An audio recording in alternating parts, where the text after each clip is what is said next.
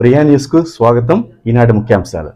అన్నమయ్య జిల్లా గుర్రకొండ మర్రిపాడులో భార్యను హత్య చేసిన భర్త అరెస్ట్. భార్య హత్య కేసులో భర్తను అరెస్ట్ చేసినట్లు మదనపల్లి డీఎస్పీ కొండయ్య నాయుడు తెలిపారు. అన్నమయ్య జిల్లా పీలేరు నియోజకవర్గంలోని గుర్రంకొండ మండలం మర్రిపాడులో గత నెల 27వ తేదీ రాత్రి సునీతను హత్య చేసిన నిందితుడు కుమార్ లామిని 24 వయసు, కర్ణాటక రాష్ట్రం బెలగాం జిల్లా పాటకుర్తి తండాకు చెందిన సంగీత 25 వయసు.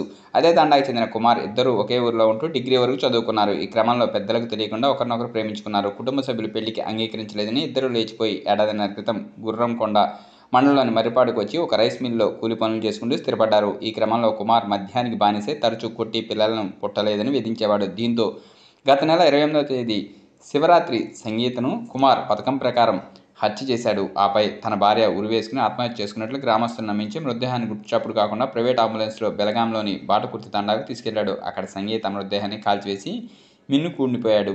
మర్రిపాడు గ్రామస్తుల సాయంతో హత్య జరిగినట్లు నిర్ధారించిన గుర్రంకొండ ఎస్ఐ మధు రామచంద్రుడు వాల్మీకిపురం సిఐ ప్రసాద్ బాబు హత్య కేసును లోతుగా దర్యాప్తు చేపట్టి నిందితులను అదుపులో తీసుకుని విచారించగా నేరం చేసినట్లు అంగీకరించడంతో అరెస్ట్ చేసినట్లు డీఎస్పీ తెలిపారు.